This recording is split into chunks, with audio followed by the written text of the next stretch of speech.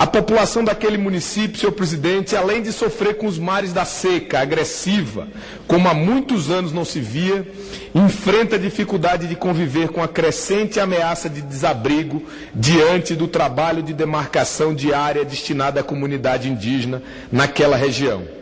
A portaria 4.033, de 14 de dezembro de 2010, da Fundação Nacional do Índio, declarou a posse permanente ao grupo indígena Xucuru Cariri sobre a área de terras localizada no município de Palmeira dos Índios. A demarcação da área indígena em Palmeira dos Índios apresenta, porém, uma série de particularidades que precisam ser relatadas, senhor presidente, para que toda a sociedade alagoana e brasileira tome conhecimento. Essas particularidades exigem uma providência desta Casa Legislativa, haja vista que a legitimidade desse procedimento de demarcação de terra é especialmente questionável e esta ocorrência visada pode ter a identidade com outros procedimentos demarcatórios realizados pela FUNAI. Os pareceres técnicos elaborados pela FUNAI, no caso de Palmeira dos Índios, dão conta que há mais de um século não há posse indígena sobre a área que se pretende demarcar. Peço licença para ler um trecho do parecer apresentado pela Coordenação Geral de Identificação da FUNAI.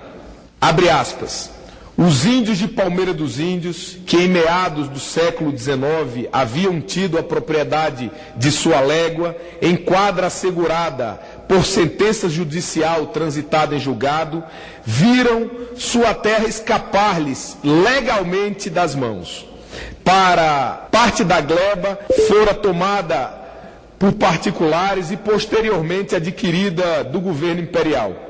Em 1988, senhor presidente, a população total indígena cadastrada era de 634 índios, com 125 famílias, da quais 107 habitavam a fazenda Canto e 18 famílias, com 70 pessoas, encontravam-se na fazenda Mata Cafurna. O parecer preciso ao identificar que em 1988 a população total indígena cadastrada era de 634 índios, com 125 famílias, sendo que 107 famílias habitavam a fazenda Canto e 18 famílias restantes encontravam-se na Mata da Cafurna. As duas áreas citadas são distantes da que está sendo demarcada, senhor presidente. Esta afirmação é de grande importância ao entendimento do caso, pois apresenta de forma taxativa que a área ocupada pelos indígenas cadastrados em 1988, ano da promulgação da Constituição Federal, não é a área que hoje está em processo de demarcação. Para que se possa compreender completamente a situação aqui apresentada, senhor presidente, senhoras deputadas e senhores deputados, é necessário que eu recorra a uma recente decisão do Supremo Tribunal Federal em virtude do julgamento do caso simbólico e que marcou a legislação brasileira, o caso Raposa Serra do Sol, em 2009. Naquele julgado, senhor presidente, o STF, na qualidade de guardião da Constituição, delimitou como marco temporal a efetiva ocupação indígena a data da promulgação da Carta Magna. Ou seja, para que a demarcação da terra seja legítima, a comunidade indígena deveria estar ocupando a área demarcada a 5 de outubro de 1988, pelo menos. A área demarcada pela FUNAI tem uma extensão de 7.000 hectares. O tamanho médio da propriedade em Palmeira dos Índios é de 2 hectares. São minifúndios, senhor presidente. Não está se demarcando área de grandes produtores. Cidadãos que passaram a vida para adquirir um pequeno pedaço de terra. São 12.000 pessoas. Agora estão vendo seu patrimônio na iminência de desaparecer a partir de uma decisão desmotivadora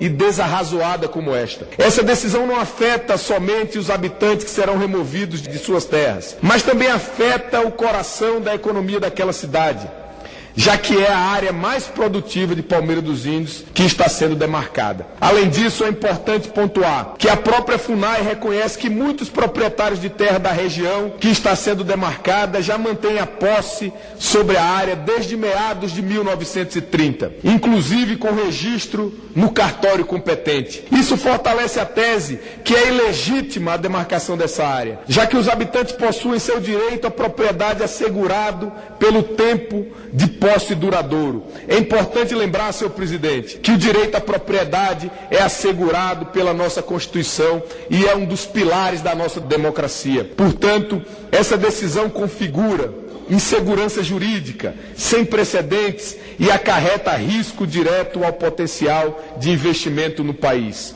Uma vez que consolidada a decisão da FUNAI, passa a não existir mais no Brasil a garantia à propriedade, que a qualquer momento sua terra poderá ser demarcada e transformada em área de ocupação. Eu reconheço, senhor presidente, deputada Érica, Vossa Excelência, que é uma militante das minorias no Brasil e que eu aplaudo muito o trabalho que a senhora desenvolve nesta Casa Legislativa. Eu reconheço que os índios têm de ter sua terra, mas é importante dizer que em Palmeira dos Índios não há índio desaldeado, não há índio fora de uma terra. E se houver, temos de defender terra para eles. O que não pode ocorrer é uma demarcação tão extensa sem haver comunidade vivendo na área e sem haver índio desaldeado. Senhor presidente, eu queria, ao concluir meu pronunciamento, lembrar que o caso Raposa Serra do Sol causou um grande transtorno social. Lá foram demarcados, deputada Érica, milhares de hectares de terra. Naquela região do Brasil, realmente os índios têm o direito à propriedade da terra. São milhares também de índios. Mas hoje, naquela região onde se produzia arroz, onde existiam fazendas produtivas, hoje campeia a miséria, a exclusão social. Porque os índios que lá residem, eles não estão mais acostumados com a caça, com a pesca, com a agricultura de subsistência. Eles precisam conviver por meio da comunidade moderna. O país tem que dar condição para que os nossos índios, os índios brasileiros, possam conviver com suas origens, cultuar suas culturas, ter qualidade de vida, ter acesso à saúde, ter acesso à educação para orientar seus filhos no futuro, mesmo que seguindo suas tradições. Mas nós não podemos fazer isso barrando o desenvolvimento econômico de regiões. Não pode ser dessa forma, porque senão nós resolvemos um problema criando um outro problema ainda maior. Lá no caso de Raposa Serra do Sol, os índios estão migrando da floresta para as cidades. E esse é o maior problema que todos nós não gostaríamos de estar observando. É por isso, senhora presidente, que eu estive com o ministro da Justiça, José Eduardo Cardoso, homem capacitado, competente, que conhece com profundidade a questão. E ele deixou claro que não medirá esforços do Ministério da Justiça, da FUNAI, para que nós cheguemos a uma situação, uma solução de equilíbrio, que possa, por um lado,